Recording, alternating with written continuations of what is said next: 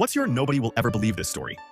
A few years ago, I decided to go camping alone. I love the idea of being completely off the grid, just me, the trees, and the stars. I picked a spot deep in a forest, far from marked trails or campsites. The first night was peaceful. I set up my tent, made a small fire, and enjoyed the silence. But on the second night, something woke me around midnight. At first, I thought it was the wind, but it wasn't. It was chanting. Low, rhythmic, and distant, the sound carried faintly through the woods. I hadn't seen a single person the entire time I'd been out there. I told myself to ignore it, but curiosity, or stupidity, won out. I grabbed my flashlight, turned it off, and followed the sound. After about half a mile, I came to a clearing lit by firelight. Crouching behind bushes, I saw about 10 people in black cloaks standing around a large stone altar. Something, maybe a deer, lay motionless on it. They chanted in unison, their voices rising and falling like a haunting melody. Every part of me screamed to leave, but as I backed away, I stepped on a branch. The chanting stopped immediately. One by one, they turned toward me. For a moment, nobody moved. It was just me, crouched in the dark, and them, staring. Then, one of them raised their arm and pointed directly at me. I ran. I didn't care how loud I was. I just sprinted back, crashing through the underbrush. I could hear them following, shouting behind me. Somehow, I found my campsite. I didn't stop to grab anything. I dove into my car, started it, and floored it down the dirt road. As I sped away, I glanced in my rearview mirror. At the edge of the trees, they stood, watching me drive off. I've never been back to that forest, and I'll never camp alone again. No one believes me, but I know what I saw, and I know how close I came to finding out what happens when you interrupt something you're not supposed to see.